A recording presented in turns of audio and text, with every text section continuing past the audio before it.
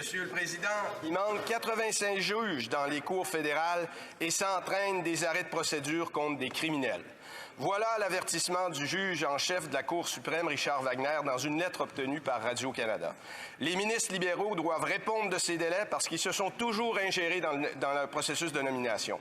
Ils filtrent les candidats dans les données d'Élections Canada pour trouver les bons donateurs libéraux. Ils se consultent entre libéraux pour savoir qui fait partie de la famille. Quand vont-ils cesser de perdre leur temps avec la partisanerie et nommer les juges manquants selon leurs compétences? Le secrétaire parlementaire du ministre de la Justice. Monsieur le Président, notre gouvernement a nommé plus de 600 juges depuis le mois de novembre 2015. Nous avons nommé des juges à la magistrature de manière plus efficace que n'importe quel autre gouvernement. Et on sait que c'est toujours pas suffisant. Nous travaillons pour combler les postes dans différentes provinces. Nous avons parlé à des membres de la magistrature et au barreau pour encourager plus de personnes à postuler. Nous continuerons de faire des nominations régulièrement et le nombre de postes vacants va continuer de décliner. Et de Jean-Pierre.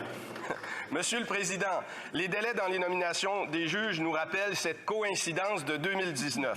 Le processus avait fait en sorte que sur 6 juges nommés au Nouveau-Brunswick, il y avait 5 proches du ministre des Affaires intergouvernementales. 3 de ses donateurs, la femme de son beau-frère et sa voisine.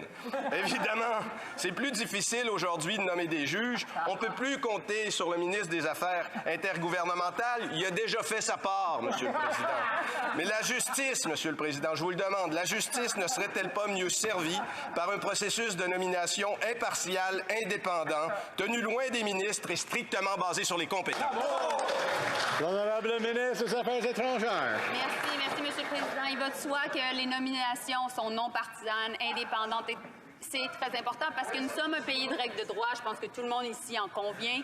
Et pour nous, c'est une priorité d'avoir aussi une représentativité de la population sur le banc des juges. Maintenant, nous allons travailler avec le système judiciaire. Nous allons travailler aussi avec différents représentants de la société. Et le ministre de la Justice, présentement, est le premier ministre de la Justice à avoir nommé autant de juges dans l'histoire du Canada. Alors, c'est une priorité et ça va continuer de l'être. Merci.